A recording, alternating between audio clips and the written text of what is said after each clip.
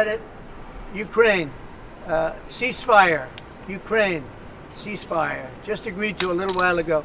Now we have to go to Russia and hopefully President Putin will agree to that also, and we can get this show on the road. We can get this horrible war where 2,000-3,000 soldiers a week, every week, 2,000, 3,000, 4,000 sometimes. I get the reports. And they're not American soldiers. They're Ukrainian and they're Russian. But people are being killed outside of that. People are being killed in the cities as things explode throughout the cities. And we want to get that war over with. So I think it's a very big, I think it's a big difference between the last visit you saw at the Oval Office and this. So that's a total ceasefire. Ukraine has agreed to it, and hopefully Russia will agree to it.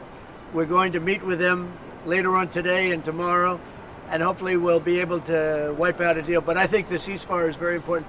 If we can get Russia to do it, that'll be great. If we can't, we just keep going on and people are going to get killed, lots of people. Is Zelensky invited back to the White House?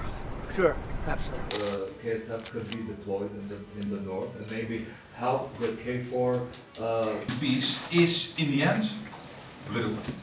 It's not negotiable. I would be optimistic, but of course we have to see. I know that, first of all, President Trump, I think, has broken the deadlock, as I said, on the situation now in Ukraine, and I think that is important. And that leadership we needed, and we need going forward. I know that the Ukrainian president is very much committed to peace. So I'm not going to predict the outcome of today. It will be an important step in a somewhat longer process. But I will be cautiously optimistic.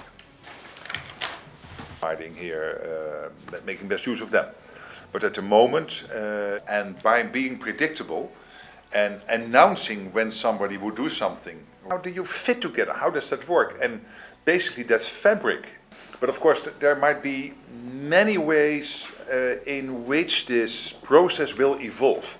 It is so difficult to predict, including what the security guarantees would look like. Might they be needed in case there would be a peace deal? And also here, I think President Trump is right, that sometimes we are already discussing what a peace deal could look like, and then also what security guarantees might look like, but the peace deal is not yet there. Of course, if there is a ceasefire / a peace deal, we have to make sure that it stays there, that it is lasting, durable, that we will never have a Minsk again.